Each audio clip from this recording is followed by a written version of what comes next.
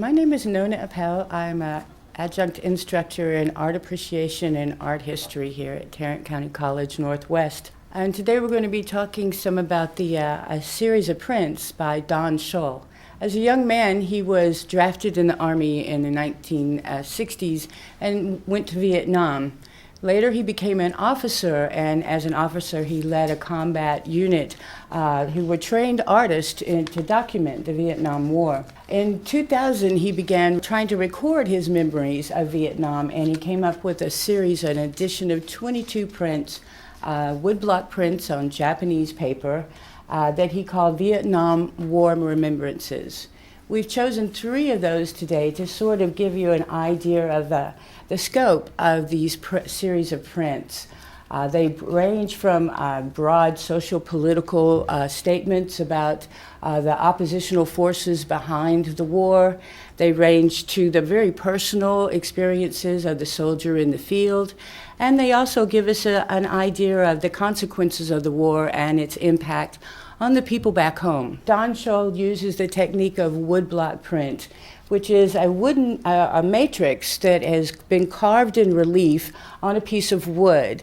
The ink is placed on top of that wood, and then paper is placed on top of the inked wood. Once it's been pressed, the areas that are raised in the wood take the ink, and the areas that are below that surface are white areas. So you can use this technique to create something that's similar to a pen and ink drawing, or something that's fairly similar to pen and ink painting.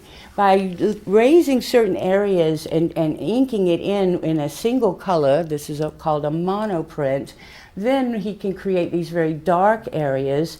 Or you can see in places where there's simple white lines, he just carved it down further so that the ink wasn't picked up in those white areas. So then he used very fine rice paper, Japanese rice paper, which gave a kind of texture to the background and creates that stark contrast between the light and the dark elements. And that creates some of the expressiveness within the works, because he can create very expressive, organic, free-flowing lines that you see in the bald eagle or that you see in the dragon. And those lines are part of what create that sort of dynamic tension that he creates in his works. So the first work that we're going to talk about is called Either Or. It is a very interesting work of black and white, of course. That monochromatic idea that he's created in these prints gives him the chance to be very expressive. Because it's very simple in its black and white presentation, the figures stand out very boldly.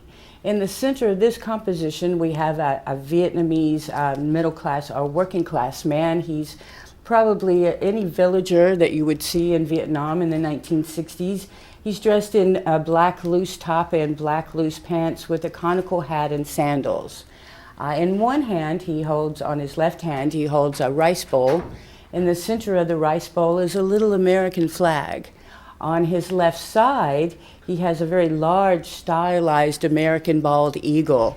We can see it's very simply drawn with very expressive lines, and that white bald eagle head is very predominant and a very kind of predatory kind of beak. And his claws, one claw is grabbing the poor man's cheek, and the other claw is holding on to his legs.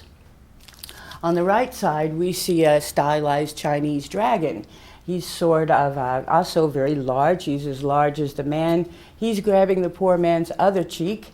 And in the right hand of the man, he's holding a rice bowl that has a little communist Chinese flag in his hand. So we can see through this use of oppositional forces, Don Schol is trying to give us a message about how the Vietnamese people on the ground probably felt in the 60s, being pulled by the West and the ideas of the Americans and the American eagle, and China on the other side, pulling them in opposite directions. So we get a sense between these two of how Schol has remembered Vietnam and the experiences of the people. down there on the ground. With these wonderfully exaggerated figures, he's made it sort of not comical, but at least a caricature, which sort of softens the effect of these, very dire consequences. This print is called Fate, and it seems that in this work you can really see how the woodblock print and the limited use of color of just black and white creates the kind of expressiveness that Don Schol is trying to show us. You can see how he can contrast the horizontal lines of the lower field against the organic shapes in the field, and that creates a sense of place. We have a sense of place. We're in a field. Then the vertical figure of the soldier with his fatigues and his his instrument belt around him, with the vertical and diagonal lines, rises up out of that field. Above him, we can see this night sky. And the night sky is very dramatic, the inky black with the organic curving lines that create the holes in the clouds. So we see that there are clearings in the clouds above him with little stars and little white lights that are little white spots that are creating this sense of clouds. So we have a sense of drama. And then we see, if we look behind the figure, there's a dark line, and the dark line hits about the center of his back. And from the center of his back, we look up and see his arms are raised above his head. His mouth is open. We really can't see the face except that it's bathed in light. And then we see his weapon, his gun, in the diagonal has been thrown from his hands. And we realize that the bullet has impacted through his body. And so we're frozen in time. It's almost if we're stopped, and we're very still, and we're frozen in this very personal moment. For me personally, I'm not sure if Schol was trying to say, you're walking in a field at night and all of a sudden you hear a sound and you look over and you see your buddy, and he's frozen, and in that moment of fate, that fatal moment has taken him over. Or if this is just something that every soldier walking in a field and the clouds are revealing your position, and you could think perhaps that bullet is for me. So there's several different ways you could look at this work, but in either sense you get a very personal involvement, so that he's brought you into the scene in the field at night on a patrol. And that's part of the, I think, the appeal of his prints, is because he can create with very simple compositions, create very complex moods. And he said that he wanted to create a type of art that made you feel rather than think. So he wanted your initial understanding of this work to be a feeling. And I think, when we all think of our own fate, it's probably fairly personal for each of us. But in this case, he's expanded it to any soldier in any battlefield. This third one that I wanted to talk about today is probably the most complex composition, and it probably has the most universal message. It's called Going Home.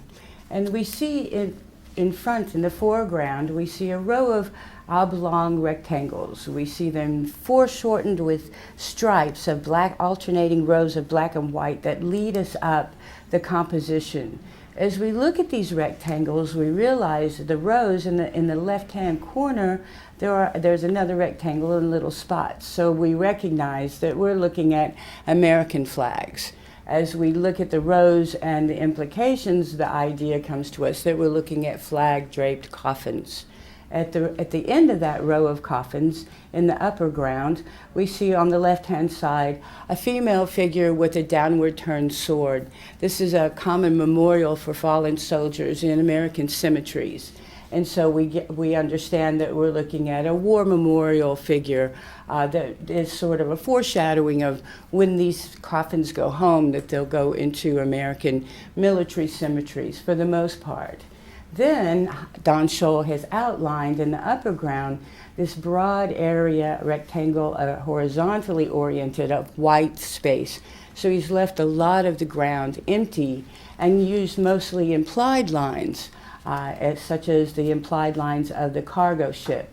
We can see just a black, bulky shape of a cargo ship with its landing gear down. the loading ramp down, and so we also get the implication that these coffins are going to be loaded onto that ship.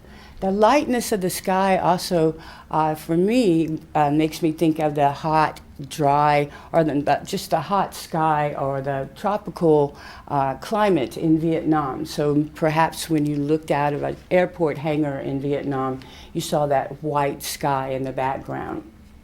That wide, endless sky, of course, could also be an indication of that long journey that the planes are going to take with these coffins to take them home.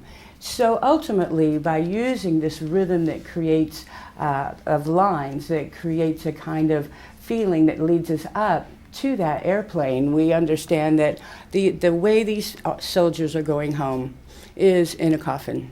The way they're going home is to their loved ones, and their loved ones, of course, are going to have to deal with the consequences of their coming home in this condition. And in that way, Don Schol is creating a universal message. In his artist statement, he said that he wanted these works to not only evoke Vietnam and the Vietnam War, the Southeast Asian conflict, but any war, all wars, and the consequences of all wars. And so going home is a sort of bittersweet reminder that not only the soldiers, but the families back home dealt with those consequences. I'm Nona Appel, and thanks for watching, and I hope you enjoyed and learned a little bit something about Don Schol's prints, and you can come on the second floor and see the entire collection, permanent collection of Don Schol's War Remembrances.